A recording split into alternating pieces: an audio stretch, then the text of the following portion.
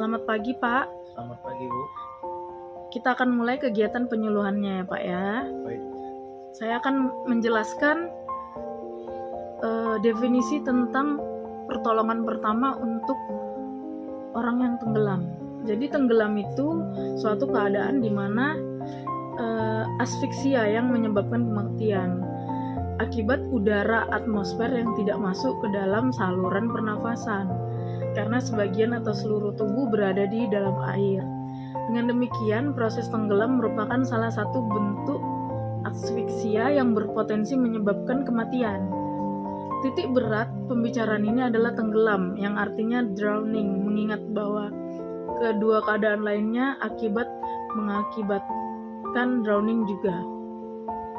Selanjutnya, etiologinya yang pertama, terganggunya kemampuan fisik akibat pengaruh obat-obatan. Yang kedua, ketidakmampuan akibat hipotermia, shock, cedera, atau kelelahan. Yang ketiga, kemampuan akibat penyakit akut ketika berenang. Yang keempat, kurangnya pengawasan orang tua. Dan yang terakhir, kurangnya pengawasan dari petugas keamanan di kolam renang. Selanjutnya, manifestasi klinis, yaitu berhubungan langsung dengan derajat cedera dan tingkat kesadaran setelah penolongan dan resusitasi. Yang pertama ada gawat pernafasan, berkisar dari pernafasan yang cepat dan dangkal sampai apnea.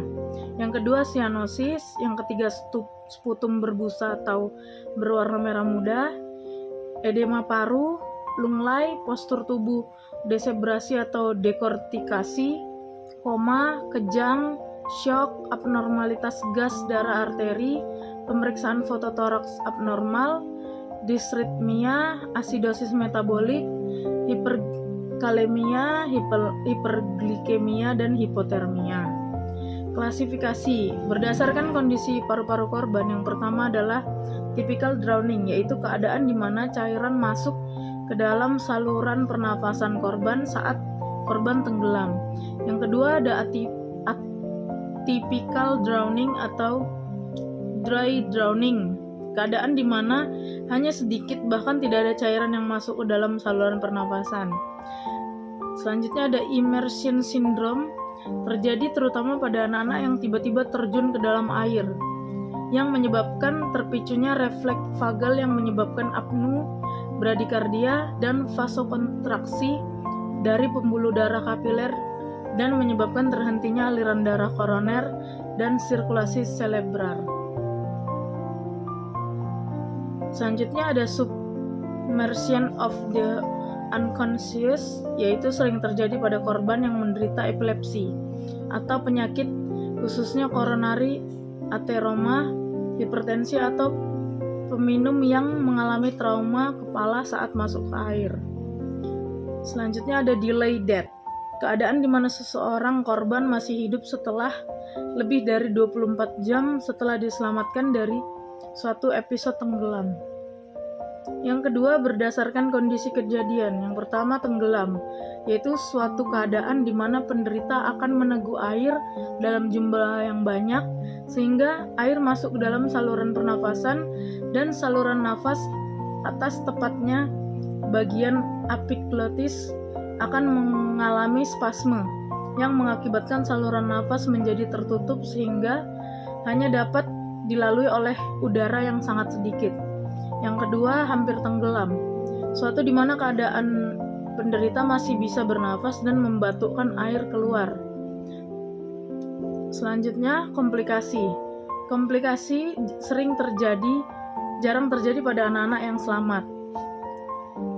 Tetapi kerusakan korteks yang besar bisa terjadi pada beberapa kasus. Terjadi karena adanya interval waktu yang lama antara waktu keluar dari air dengan waktu pertama kali menghirup nafas. Penata laksanaan. Yang pertama, prinsip pertolongan di air. Yang pertama, raih dengan atau tanpa alat. Yang kedua, lempar alat apung. Yang ketiga, dayung atau menggunakan perahu mendekati penderita. Yang keempat, renang. Upaya terakhir harus terlatih dan menggunakan alat apung. Yang kedua, penanganan korban. Pindahkan penderita secepat mungkin dari air dengan cara teraman. Yang kedua, bila ada kecurigaan cedera spinal, salah satu penolong mempertahankan posisi kepala leher atau tulang punggung dalam satu garis lurus. Pertimbangkan untuk menggunakan papan spinal dalam air, atau bila tidak memungkinkan pasanglah sebelum menaikkan penderita ke darat. Yang ketiga, buka jalan nafas penderita, periksa nafas. Bila tak ada, maka upayakan untuk memberikan nafas awal secepat mungkin dan berikan bantuan nafas sepanjang perjalanan. Yang keempat, upayakan wajah penderita menghadap ke atas. Yang kelima, sampai di darat atau perahu, lakukan penilaian dini dan RCP bila perlu. Yang kedelapan, berikan oksigen bila ada sesuai protokol. Selanjutnya, jagalah kehangatan tubuh penderita, ganti pakaian basah dan selimuti. Selanjutnya, lakukan pemeriksaan fisik, rawat cedera yang ada, dan yang terakhir, segera bawa ke fasilitas kesehatan. Baik, Pak. Selanjutnya saya akan bertanya kepada Bapak untuk mengukur seberapa paham Bapak dengan penjelasan yang sudah saya berikan tadi tentang penyuluhan pertolongan pertama orang tenggelam, ya Pak ya. Baik, jadi menurut Bapak, jika ada orang tenggelam di sekitar Bapak, apa yang Bapak lakukan? Ya, kemudian mungkin saya akan menarik orang yang hampir tenggelam. Kalau misalnya di laut, saya akan tarik ke luar dari air atau di sungai atau di kolam renang. Kemudian yang bisa saya tahu, mungkin saya akan berikan nafas buatan sama penekanan di daerah ulu hati jika sudah memang tidak bernapas. Begitu. Baik, saya kira